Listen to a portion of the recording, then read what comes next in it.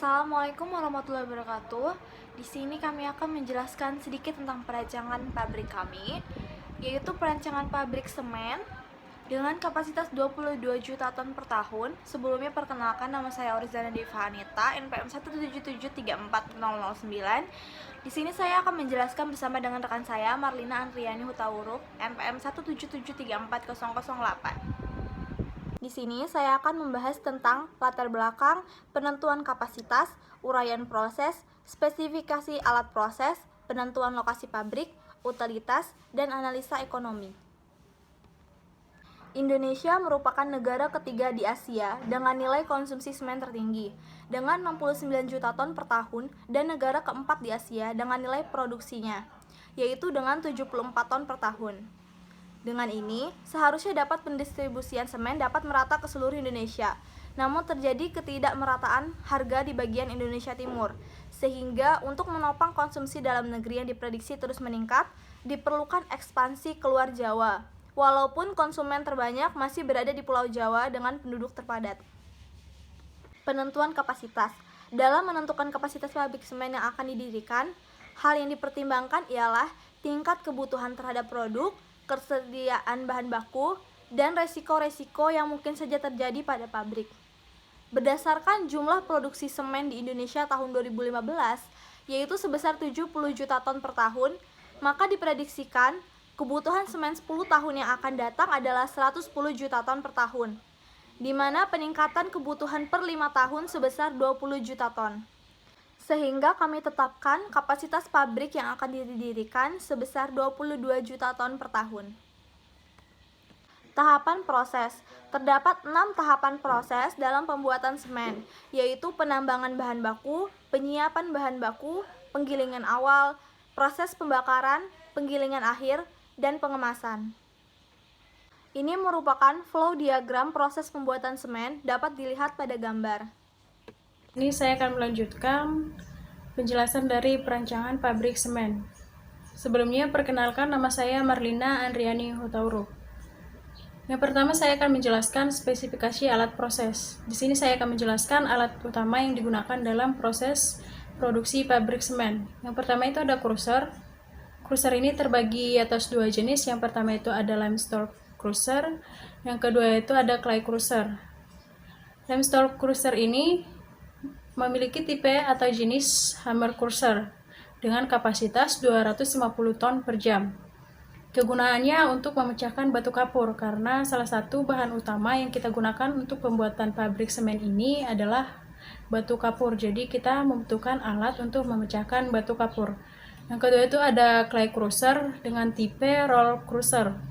Kapasitasnya itu 12 ton per jam. Kegunaannya itu untuk memecahkan tanah liat, karena bahan baku utama yang kedua itu yang kita butuhkan itu adalah tanah liat. Jadi kita juga butuh alat clay crusher untuk memecahkan tanah liat. Selanjutnya alat utama yang kedua itu ada air separator. Air separator ini merupakan alat pemisah partikel halus dan kasar.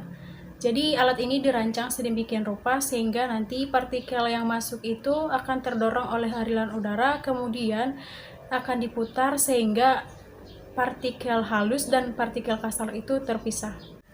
Kemudian alat yang ketiga itu ada ball mill atau cement mill.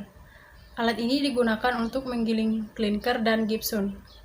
Berbentuk silinder horizontal dengan kapasitas yang kita rancang yaitu 350 ton per jam dengan tingkat kehalusan yaitu 3200 blind.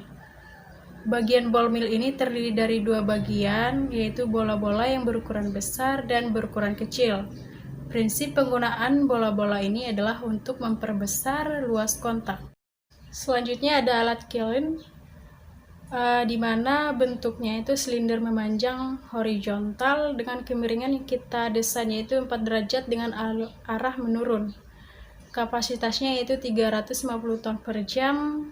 Bahan bakar yang kita gunakan itu yaitu batu bara. Selanjutnya saya akan menjelaskan tentang penentuan lokasi pabrik. Jadi pabrik PT Semen Indonesia Jaya ini kita rencanakan akan kita dirikan di Kabupaten Manokwari, Papua Barat. Dengan beberapa pertimbangan, yang pertama itu dekat dengan bahan baku utama dan bahan baku penunjang. Jadi di kabupaten yang kita pilih atau di lokasi yang kita pilih ini terdapat beberapa lahan yang mengandung bahan-bahan yang kita butuhkan di dalam proses pembuatan semen.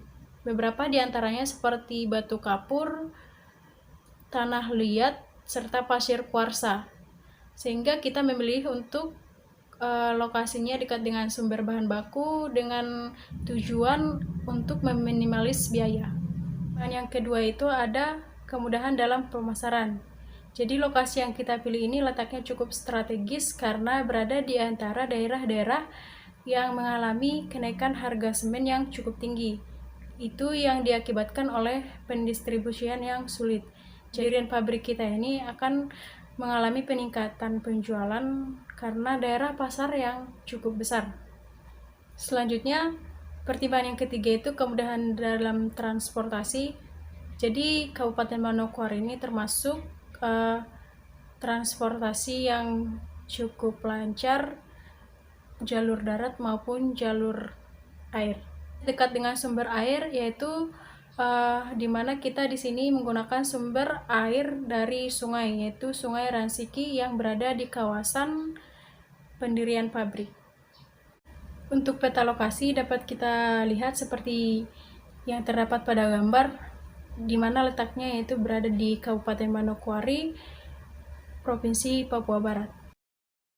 Selanjutnya utilitas. Jadi untuk energi pabrik kita menggunakan batu bara. Batu bara ini kita dapatkan dari beberapa daerah yang terdapat di Papua. Salah satunya yaitu batu bara yang terdapat di Kecamatan Salawati, Kabupaten Sorong dengan nilai kalori berkisar antara 5.100 sampai 6.100 kalori per gram dengan sumber daya hipotetik sebesar 76.400.000 ton. Untuk kebutuhan air dapat dipenuhi dengan baik dan ekonomis karena kawasan pabrik dekat dengan aliran sungai, yaitu Sungai Ransiki.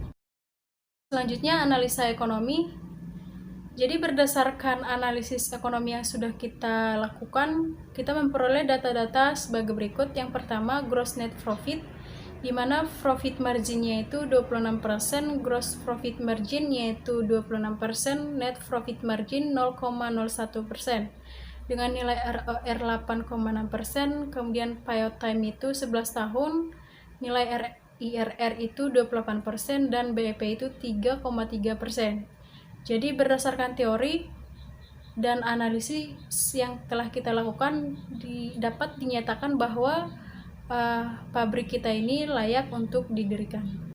Baik, sekian penjelasan tentang perancangan pabrik semen dari kelompok kami. Kurang dan salahnya kami mohon maaf. Semoga bermanfaat. Akhir kata kami ucapkan terima kasih.